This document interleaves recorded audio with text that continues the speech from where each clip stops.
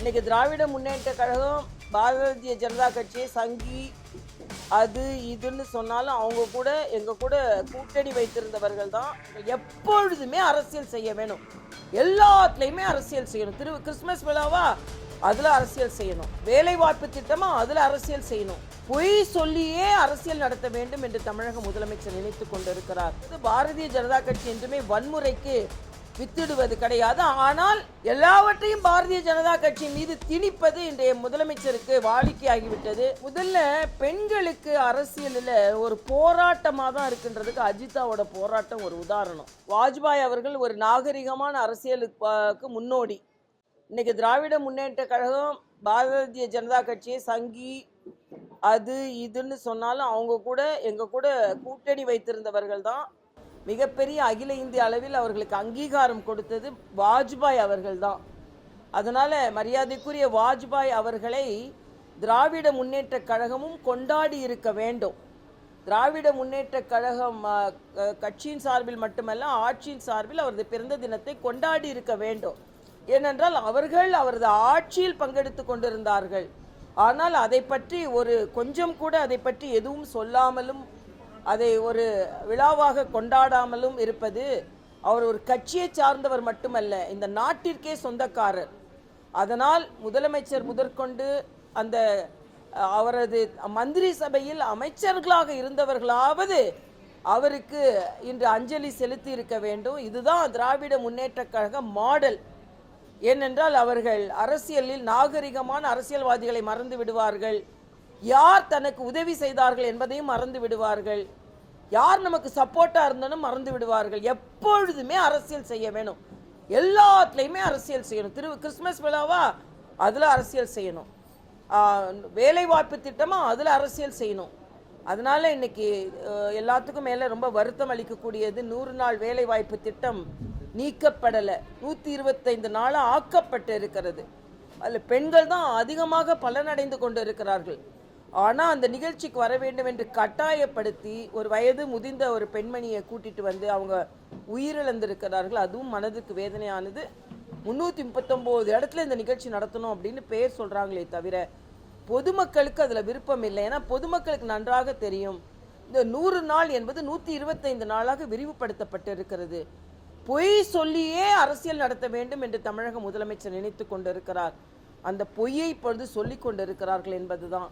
பெண்களை பொறுத்த மட்டில் பாஜக 33% இடஒதுக்கீடை கொடுக்கிறது நிர்வாகத்தில். அதனால்தான் எங்களை போன்றவர்களெல்லாம் மேலே வர முடிந்தது. அதனால் அனைத்து கட்சியும், சமூக நீதி பேசிக்கொண்டிருக்கின்ற அனைத்து கட்சிகளும் தங்களது கட்சி நிர்வாகத்திலாவது முதலில் 33% கொடுக்க வேண்டும் என்பதை, உண்மையான சமூக நீதியை நீங்கள் காப்பவர்களாக இருந்தால் நீங்கள் உங்கள் கான்ஸ்டிடியூஷனை, உங்கள் கட்சியின் அமைப்பை மாற்ற வேண்டும் என்று கேட்டுக்கொள்கிறேன். அப்போதான் நீங்கள் சமூக நீதியை பாதுகாப்பவர்கள். ஏன்னா எங்கள் கட்சியில் 10 பேருக்கு நிர்வாகத்தில் இருந்திருந்தால் அதில் 3 பேர் பெண்களாக இருக்க வேண்டும். அந்த 10ல் ஒருவர் எஸ்சியாக இருக்கணும், எஸ்டியாக இருக்கணும். ஆக இந்த அளவுக்கு கான்ஸ்டிடியூஷனில் சமூக நீதியை நாங்கள் பாதுகாத்து வருகிறோம். எந்த கட்சியிலையும் இந்த இடஒதுக்கீடு பெண்களுக்கு கிடையாது. அதனால் நாங்கள் பெருமையாக இன்று மகளிரை முன்னேற்றுகின்ற ஒரு கட்சி என்று நாங்கள் சொல்லுவோம். அதற்கான இன்னைக்கு விருது வாங்கிய அனைவருக்கும் எனது பாராட்டுகள். இதே போல மகளிர் நல்ல சாதனை செய்ய வேண்டும் என்று ஊக்கப்படுத்தி கொண்டிருப்பதற்கு பாரதிய ஜனதா கட்சி மகளிர் அணிக்கு நான் எனது பாராட்டை தெரிவித்துக் கொள்கிறேன்.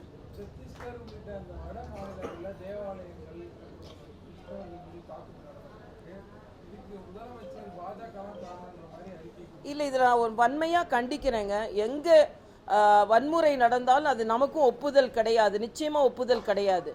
மரியாதைக்குரிய பாரத பிரதமர் இன்னைக்கு தேவாலயத்துக்கு போய் அவர் இயேசு பிரானை பிரார்த்தித்து தனது வாழ்த்துக்களை கிறிஸ்தவ சகோதர சகோதரிகளுக்கு சொல்லி கொண்டிருக்கும் பொழுது பாரதிய ஜனதா கட்சிக்கு சம்பந்தம் இல்லாமல் யாரோ அந்த பெயரை சொல்லிக்கொண்டு சென்றால் அது வன்மையாக கண்டிக்கத்தக்கது. பாரதிய ஜனதா கட்சி என்றுமே வன்முறைக்கு வித்திடுவது கிடையாது. ஆனால் எல்லாவற்றையும் பாரதிய ஜனதா கட்சி மீது திணிப்பது இன்றைய முதலமைச்சருக்கு வாடிக்கையாகிவிட்டது. செல்வ பெருந்தகை அதற்கு மேலே. அதனால் இவர்கள் சொல்லுவதை போல தாக்குதல் நடந்தது, யாருக்கும் ஒப்புதல் கிடையாது. ஆனால் எங்கே தாக்குதல் நடந்தாலும் அதை பாரதிய ஜனதா கட்சியோடு இணைப்பது வன்மையாக நான் கண்டிக்கிறேன். ஏன்னா நமது பிரதமரே கிறிஸ்தவ தேவாலயங்களுக்கு போகும்போது வாழ்த்து சொல்லும் பொழுது முதலமைச்சரை போல எந்த பிரிவினைவாதத்தையும் அவர் விதிக்காத போது, அவர் தான் தமிழக முதலமைச்சர் தான் தீபாவளிக்கு வாழ்த்து சொல்றதில்ல, இந்து கோயில்களுக்கு போறதில்ல, அப்படி நாம செய்யறதில்ல. ஆனால் அப்படி பார்த்தா திருப்பரங்குன்றத்தில் நடந்த எல்லா பிரச்சனைக்கும் திராவிட முன்னேற்ற கழகத்தை சார்ந்தவர்கள் தான் காரணம். அவங்க தான் மேலே யாரும் ஏறக்கூடாது, எல்லா கலாட்டாவும் பண்ணி கொண்டிருக்கிறார்கள் என்று முழுவதுமாக குற்றம் சாட்டினால் எப்படி இருக்கும்? அதனால் எங்கே எந்த விழாக்களிலும் வன்முறை இருப்பது யாராலும் ஒத்துக்கொள்ள முடியாத ஒன்று.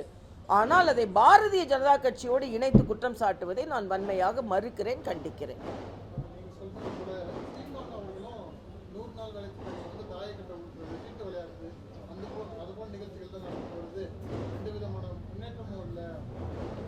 இல்லை, இதில் 125 நாளாக ஆக்கப்பட்டு இருக்கு.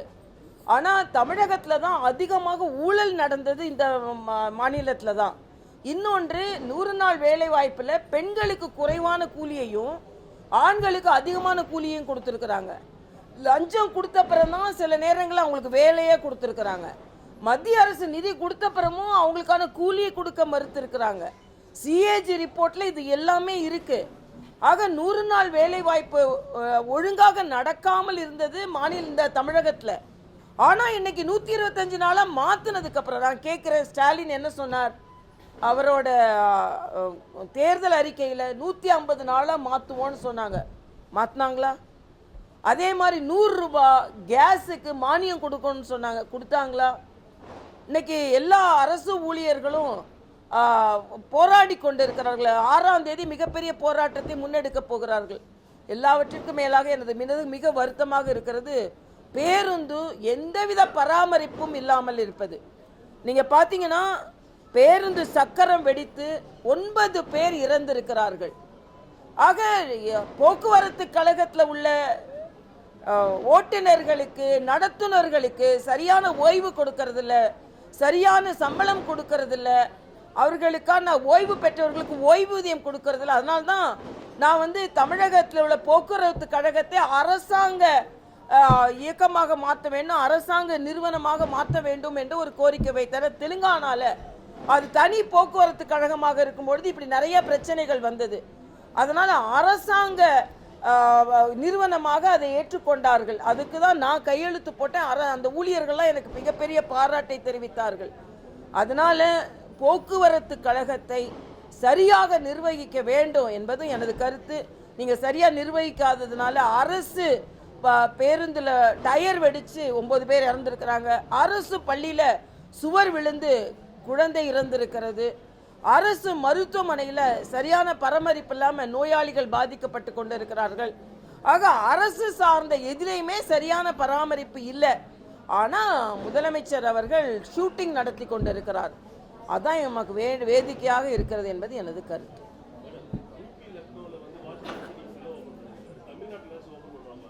அதைத்தான் நான் சொன்னேன். தமிழ்நாட்டில் வாஜ்பாய் அவர்களால் பயலன் பெற்றது திராவிட முன்னேற்ற கழக கட்சி. அந்த அமைச்சர்கள் வாஜ்பாய் அவர்களின் அரசாட்சியில் இருந்தாங்க.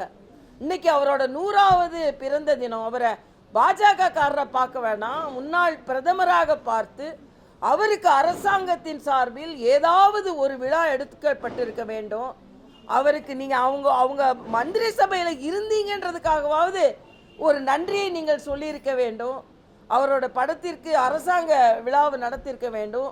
ஆக எந்த அளவிற்கு இவர்கள் மறந்து விடுகிறார்கள் என்பதை மரியாதைக்குரிய வாஜ்பாய் அவர்கள் இவங்க பெருமை சேர்த்து தான் அவருக்கு பெருமை சேர்க்கணும்னு இல்லை. ஆனால் ஒரு மரியாதை, அந்த மரியாதை கூட செய்ய மறுக்கிறார்கள் என்பதுதான். நீங்கள் சொன்ன மாதிரி எல்லா இடங்களிலும் சிலை வைப்பதை போல் வாஜ்பாய் அவர்களுக்கு இங்கேயும் சிலை வைத்தால் நாம் எல்லாம் கொண்டாடுவோம் என்பது எனது கருத்து.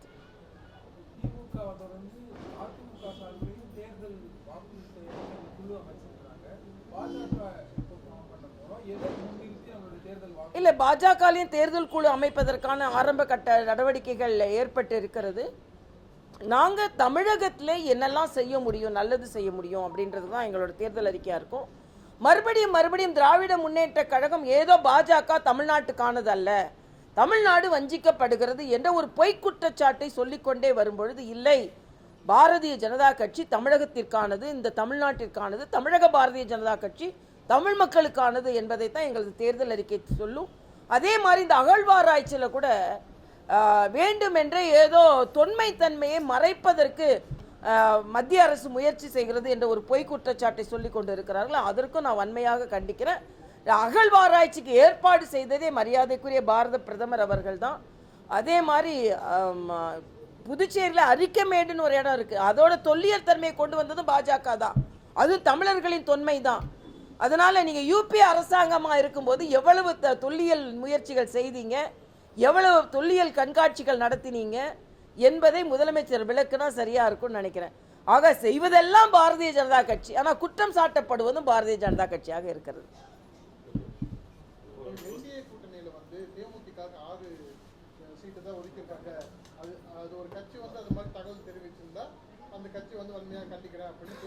இல்லை, அது நாங்கள் என்றைக்குமே நானே காலைல சொல்லிட்டேன், அது அதிகாரப்பூர்வமான தகவல் கிடையாதுன்னு. அது சுற்றி சுற்றி வந்தது, எனக்கும் எங்களுக்கும் அந்த காதில் தான் வந்தது. அதனால் அதில் 2-3 நாட்களுக்கு முந்தானியத்துலேருந்து ஒரு இந்த கட்சிக்கு இவ்வளவு, இந்த கட்சிக்கு இவ்வளவு, இந்த கட்சிக்கு இவ்வளவு, எவ்வளவுன்னு யாருக்குமே தெரியாது. அதனால் இல்லையா, அது கட்சி எந்த கட்சியிலேருந்து அதிகாரப்பூர்வமாக அறிவிப்பு வரலை. நான் காலையிலே சொல்லிட்டேன், அந்த அன்னைக்கு இப்போ சொல்கிறதெல்லாம் அதிகாரப்பூர்வம் இல்லாத அறிவிப்புகள், அவ்வளவுதான். கட்சி சார்பாக, எங்கள் கட்சி சார்பாக எதுவும் வெளியே சொன்ன மாதிரி தெரியல, வேறு எந்த கட்சியிலேருந்தும் தகவல் வந்த மாதிரி தெரியல. அதனால் அதுக்கு நான் பதில் சொல்ல முடியாது, அவ்வளவுதான்.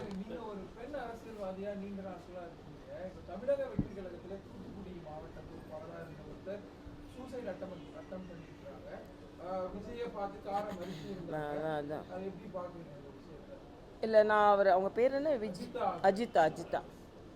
முதல்ல பெண்களுக்கு அரசியலில் ஒரு போராட்டமாக தான் இருக்குன்றதுக்கு அஜிதாவோட போராட்டம் ஒரு உதாரணம். நான் கேட்குறேன், அவங்களுக்கு உரிமை இருக்குன்னு கேட்டாங்க, அவங்க காரை மறிச்சாங்க. அந்த மாநில தலைவர், அந்த கட்சியோட தலைவர் தம்பி விஜய் அவர்கள் கூப்பிட்டு அவர்களை பேசியிருக்க வேண்டும். அவங்க போராட்டம் நடத்திட்டு இருக்கும்போதே இன்னொருத்தர் அறிவிக்கிறாங்க, அது உட்கட்சி பிரச்சனை, அதில் நான் தலையிடலை. ஆனால் ஒரு பெண் அரசியல்வாதியாக ஒரு போராட்டம் நடத்துகிறாங்க, ஒரு உரிமையை கேட்குறாங்க. அப்படின்னா அவங்கள கூப்பிட்டு பேசி, இதனால்தான் நாங்கள் ஒருத்தரை அறிவிக்கிறோம், உங்களோட உழைப்பை நாங்கள் குறைச்சி மதிப்பிடலை, அதனால் உங்களுக்குள்ள அங்கீகாரத்தை கொடுப்போன்னு என்று கூப்பிட்டு பேசி இருக்கலாம். அதனால் அவங்க ஒரு தற்கொலை முயற்சிக்கு போயிருக்க வேண்டாம். எனக்கு அவங்க தற்கொலை முயற்சி செய்தது எனக்கு மிகுந்த மனக்கவலை அளிக்கிறது. அவர்கள் பூரண உடல் நலத்தோடு வர வேண்டும் என்று நான் பிரார்த்திக்கிறேன். அஜிதா போன்றவர்கள் போராடி வெற்றி பெற வேண்டுமே தவிர அவர்கள் தங்கள் உயிரை மாய்த்து கொள்ளும் அளவிற்கு எந்த அரசியல்வாதியும் போகக்கூடாது. ஆனால் பெண் அரசியல்வாதிகளுக்கு கொடுக்க வேண்டிய அங்கீகாரத்தை கட்சிகள் கொடுக்க வேண்டும். அவர்கள் போராடினால் அவர்களை கூப்பிட்டு பேசியிருக்கலாம். நான் கேட்டால் அவங்க காரை மறிச்சாங்க இல்லையா, அவங்க கூப்பிட்டு உங்களுக்கு என்ன பிரச்சனை, நாங்கள் உங்களை அறிவிக்கலாம், அது உட்கட்சி பிரச்சனை. அறிவிக்கலைன்னா அதற்கான காரணத்தை சொல்லி அவர்களை கொஞ்சம் சமாதானப்படுத்தி அவர்களை ஆசுவாசப்படுத்தி இருக்கலாம் அப்படின்றது எனது தாழ்மையான கருத்து. நானே கொஞ்சம் அவங்களுக்காக வருத்தப்பட்டேன். ஏனென்றால் ஒரு பெண் அரசியலுக்குள்ளே ஒரு கட்சியில் ஒரு பொறுப்பை எடுத்து அவங்க ஒரு காரை மறிக்கிற அளவுக்கு போகிறாங்கன்னா அப்போ எந்த அளவிற்கு அவங்க மன வேதனையில் இருந்திருக்கிறாங்க. கட்சி இன்னும் கொஞ்சம் அவர்களை சரியாக நடத்தியிருக்க வேண்டும் என்பதும், அவர்களை கூப்பிட்டு பேசியிருக்க வேண்டும் என்பதும், அவர்கள் இந்த அளவிற்கு ஒரு முடிவை எடுக்கும் அளவிற்கு அவங்க கட்சியில் சென்றிருக்க வேண்டாம் என்பதும் எனது கருத்தாக இருக்கிறது. பெண்கள் அரசியலில் போராடித்தான் மேலே வர வேண்டி இருக்கிறது என்பதற்கு அதுவும் ஒரு உதாரணமாக இருக்குது. தூத்துக்குடி நாடார் கம்யூனிட்டி அதிகமாக இருக்கிறது, அவங்க ஒரு மீனவர் பெண்ணை சேர்ந்தவங்க அப்படிங்கிறத அந்த பகுதியில் இருக்கிறவங்க சொல்கிறாங்க. விஜய் பெரியார கொள்கை தலைவராக வச்சிருக்கோம், எங்களுக்கு எந்த விதமான ஜாதி பாகுபாடுலாம் இல்லைன்னு சொல்ற ஒரு கட்சியில் நடக்குது. பெண்களுக்கு பாதுகாப்பு வேணுங்கிறத மேடைகளில் பேசுறாரு, ஆனால் இது மாதிரியான ஒரு சம்பவம் நடக்குது. இது எப்படி பார்க்க? இல்லை, இதில் நான் ஜாதி பிரச்சனைக்குள்ளே போகலை, ஏன்னா எனக்கு அது விவரம் தெரியாது. அதெல்லாம் தெரியாமல் நான் அப்படி சொன்னேன்னா அது தப்பாக போயிடும். ஆனால் அவங்க ஜாதி பார்க்காம அவங்க பெண் என்ற உரையில் அவங்களுக்குள்ள அங்கீகாரம் கொடுத்துருக்காங்க. எந்த ஜாதியை சார்ந்தவர்கள் என்று பார்ப்பதை விட ஒரு பெண் என்பது எனது முக்கியம். உதாரணத்திற்கு முன்னேற்றத்தை பேசுபவர்கள்லாம் உலகத்திலேயே 2 ஜாதி தான், ஒரு ஆண் ஒரு பெண், அந்த 2 தான் ஜாதின்னு சொல்லுவாங்க. ஆனால் அப்படி இருக்கும்பொழுது ஒரு பெண் அவர் நிராகரிக்கப்பட்டிருப்பது மிக்க வருத்தம் அளிக்கக்கூடிய ஒன்று. ஒருவேளை ஜாதியை தான் பார்த்துருக்காங்கன்னா அதுவும் வருத்தம் அளிக்கக்கூடிய ஒன்று. ஏன்னா இன்னைக்கு திமுகவிலையும் நான் பார்க்குறேன், மற்ற கட்சியிலையும் பார்க்குறேன், சமூக நீதியை பேசுவாங்க, ஆனால் ஜாதியை பார்த்து தான் டிக்கெட்டே கொடுப்பாங்க. அதனால் இது நடந்திருக்கக்கூடாத ஒன்று. எந்த பெண்ணுக்குனாலும் உடனே அந்த கட்சி தலைமை கூப்பிட்டு அவர்களை பேச வேண்டும் என்பது எனது கருத்து. பெண்களுக்கு சாதாரணமாக அழுத்தம் அதிகமாக இருக்கும்.